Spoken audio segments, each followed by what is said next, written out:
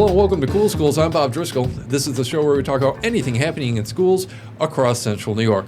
Today we're joined by Tim Nicholas, Liverpool media arts and English teacher, as well as Bryce Brown, Liverpool senior. Thank you both for joining us. Yeah, of course. Thanks for having us on. All right, we'll start by getting to know everyone a little bit more. Bryce, why don't you tell us a little bit about yourself? So I am a senior at Liverpool High School. I'm enrolled in the Communication Arts program, and I am acting as co-editor-in-chief and as the head copy editor for our publication, The Lifeguard. All right, Tim.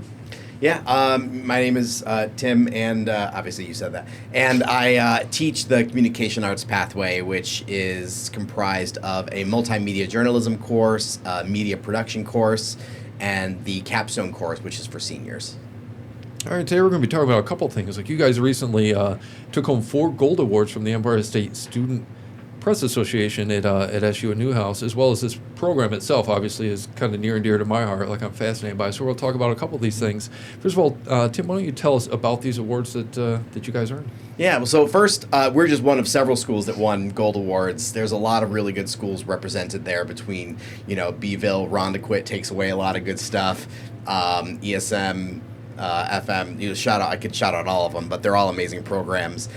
We particularly this year won 4, which was actually double our last year for 2, and last year was the first year we won anything, so it was really exciting for us.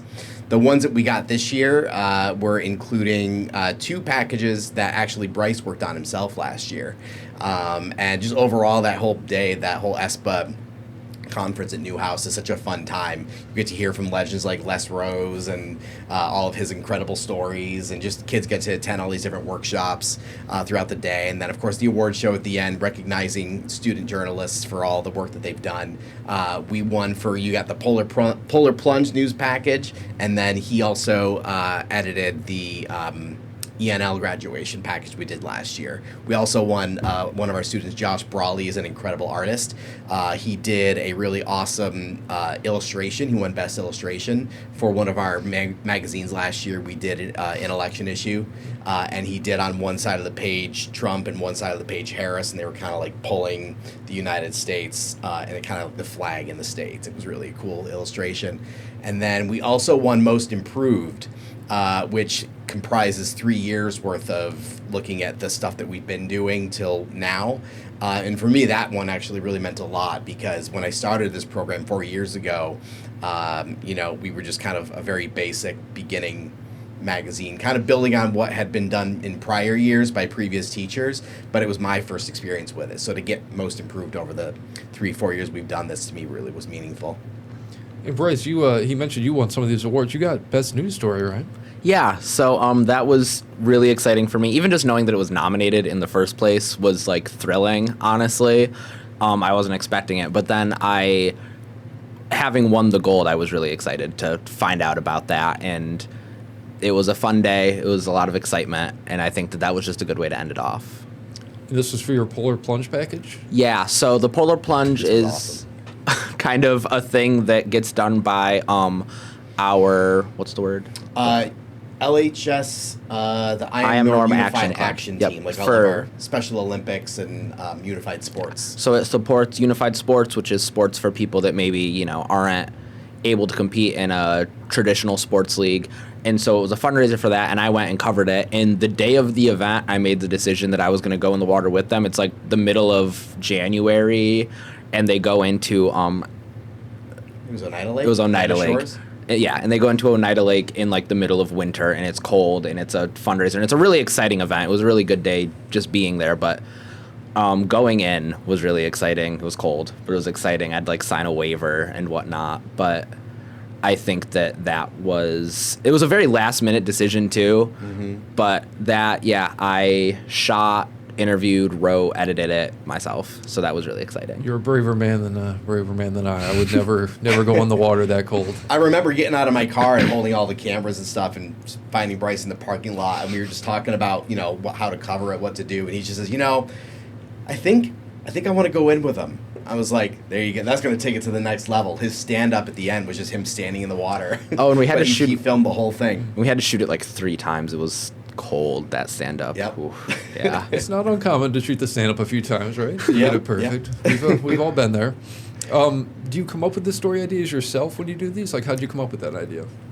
So it was an event that was happening, and being the student journalist organization, it seemed kind of natural that we should cover it. And I don't remember exactly how it ended up being me that was going, but I was free that Saturday, and so I decided I would go. I had nothing else going on, and I was definitely excited for the event too, because it is a very important and impactful event. And I think I had also covered when John Sheridan, our I Am Norm Action Club, like the head of it, was going around advertising. They had like people in a polar bear costume for it, and so I was filming that too. And so I had some of the excitement leading up to it too, and so it was felt right that I was going to go, and I was really excited. Now, Tim, forgive me if these are some of the ones you already mentioned, but Liverpool also got some silver or bronze medals at these awards too, We right? did, Yeah. yes. The silver would actually, one of the silver, I think the only silver that we got was for representation in the media, and major shout out to graduate Selah Paulson. She's currently at SUNY Oswego, along with our editor-in-chief who graduated last year, Alana Edwards. Selah she's in school for becoming an ENL teacher, and she did a whole documentary last year. We also, on top of the magazine and like our running the morning broadcasts, stuff like that, we also do more entertainment stuff as part of the media production side of it. So we do lots of short films. We have film festivals and all that. Selah, for the Summer Film Festival last year, she did a little documentary that she called Beyond the Accent, and she interviewed several students who had recently been in or graduated from the ENL program at the high school, and she specifically learned about some of their stories, how they made it to the States from Afghanistan. We have another student who was originally from Nigeria. He's lived here for, I think, 5 years now. So she kind of just got their stories and told those stories through a little documentary. So she won silver for that. I think it's great that Liverpool has this program.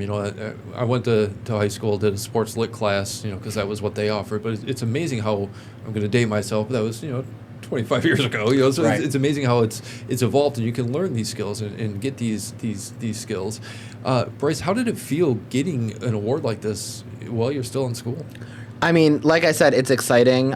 The idea that I can call myself technically an award-winning journalist, or I guess award-winning student journalist.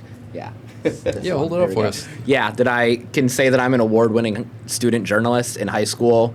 I mean, it looks great on job applications, on college applications, but aside from the obvious material benefits, it also is just a really cool thing to be able to say that, this was something I made and something that I took pride in, and that now I have the chance to be able to say, hey, look, I did do something that was worthy of winning an award at a program with so many other schools making so much more incredible content.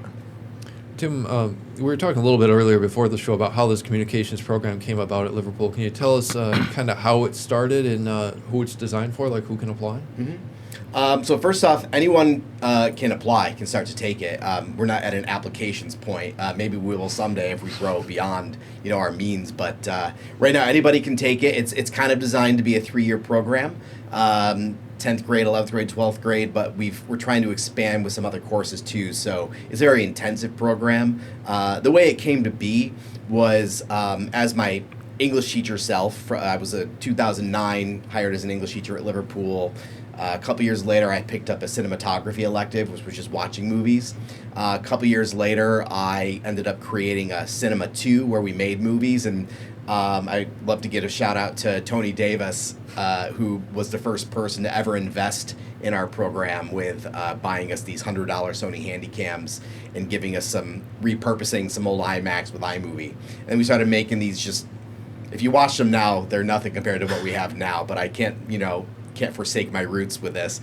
But we made some really fun movies back then, and then as the course developed, we would have these really small film festivals after school.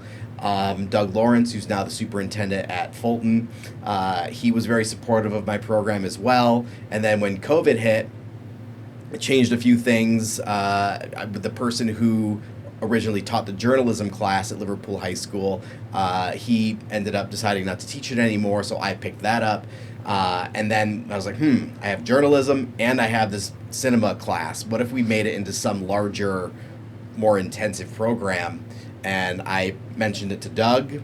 I wrote up a whole proposal, and then a year later, I was on the way to getting my tech certification so I could teach the classes. So then I became a certified tech teacher, and I always say, you know, we've presented on stuff like this at like the Board of Education too, and I like to say that, you know, this class, this whole program in communication arts is kind of the marriage of like tech and humanities. It's really such an awesome middle ground for those things to combine into storytelling for both entertainment and for news. And that's really what we try and teach between the three classes. That's awesome. I mean, it's such a great program, as I said, that you can kind of learn both the journalism side as well as like an entertainment side, right? Mm-hmm. And that's kind of what I did in college too. I did a lot of like movie making classes as well as the journalism classes. Is that kind of what you see in this program? Like, what specifically do students learn? Yeah, so in the media production class, really kids start learning the basics of how to use a camera for both still photography and for cinematography and moving video. They learn how to use sound, different types of sound equipment. They learn basic editing, you know, just simply the assembly of footage, but then also more advanced different techniques, special effects. We do everything from like sports hype videos that will air, and this is the best part because they're like so like real world. Like the sports hype videos this year made by Zoe Noyes, they air on the screen during like football games, and in basketball games they'll air on the screen, you know, like the scoreboard. We'll also, on top of that, kids make short films. So we're currently introducing our genre for our February Film Festival, which is going to be the coming of age adventure. So we just watched Stand By Me, and now the kids recommended that we watch a movie called Mid-90s, which was Jonah Hill's, I guess, directorial debut. So we're watching that, and we're looking at like the adolescent experience and identity and how those can kind of go along with just a larger adventure. So now they're going to have to make those movies in under 10 minutes. They have to do some sort of coming-of-age adventure. And then in journalism, we learn the journalistic writing side of things. They create news packages, and this is actually our first issue of the Lifeguard magazine. We put out 4 or 5 of these a year. This one just came out a couple weeks ago. And so they kind of come up with the news ideas themselves. They run the whole thing like a news organization. They come up with all the ideas. They do all the research, the writing, the page design. And then that's the multimedia journalism class. And then in the capstone, that's like the senior leadership. So those kids are the editors-in-chief, the copy editors, the executive producers, kind of keeping all of our shows running, our release schedules. We have a social media account manager. My goal is to make it as authentic for them as possible, and really kind of, I'm there as their advisor, and my co-teacher, Owen Valentine, we work together to kind of show them the way, but then I say we pave the road and you guys drive it. That's how we like to run it. Now, Bryce, obviously you do the news side of it, as you told me about your Polar Plunge package. Do you get in some of the entertainment side of it too? Do you kind of mix in both? Like, what have you taken away so far from your time in the program? Yeah, so my, I guess, foray into the program, I would definitely say was a little more unconventional. The pathways usually you start out in media production and learn the basics and then go on to journalism and then take the capstone. I actually started out in a totally separate thing that now we've taken on, but it was originally the broadcasting class, which was like producing the morning announcements. It was a regular class. I took that my sophomore year with Mr. Valentine. And then as a result of that and as a result of meeting some people from the program and talking to them, I decided that I wanted to take journalism last year. And so I kind of skipped over that beginning basic production stuff. And then this year, in order to get the credit, I'm taking simultaneously enrolled in both the capstone and the media production class. And so this year is kind of where I've been focusing on making more of the entertainment side stuff. I think the best example of that so far that I've made and have been like a part of has been we have been making kind of a workplace sitcom throughout the year in like the vertical short format. Yeah, at the classroom. I think it's good.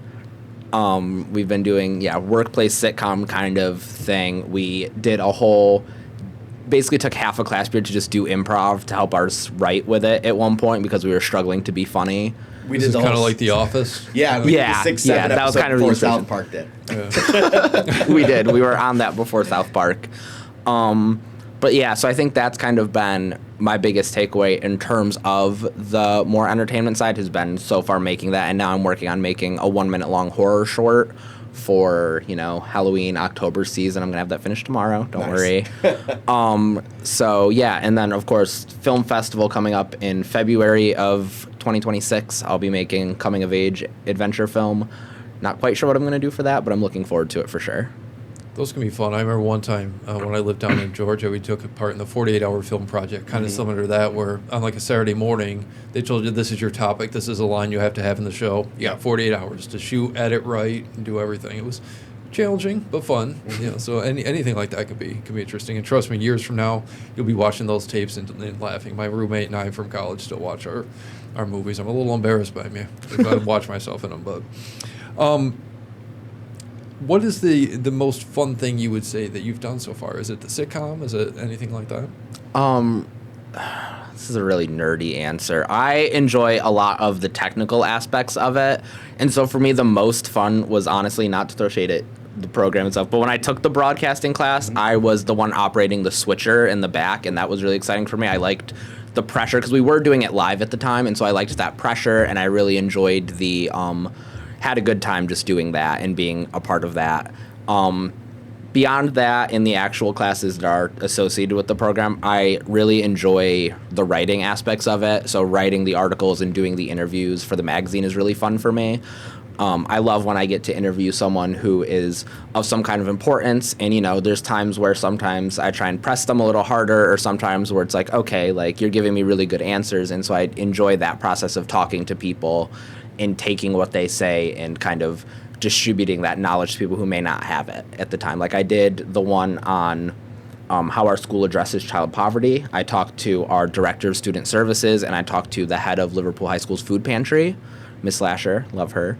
And so that was really exciting to kind of interview these two people that are of relative importance to the district, and then take what they say and be able to turn it into something that more people will be able to read and enjoy, and will be able to maybe understand what these people do and how they contribute to Liverpool.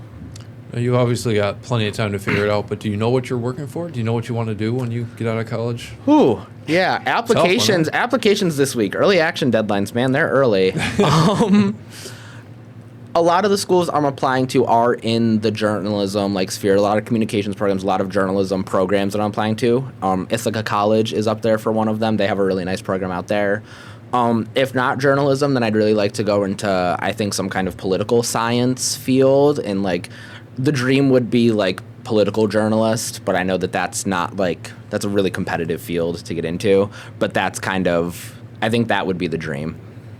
Competitive, but not impossible. I mean, there's definitely a lot of opportunities out there, and especially now. I mean, there's so many different things you can do, and as I mentioned earlier with the changing media, there's different directions you can take.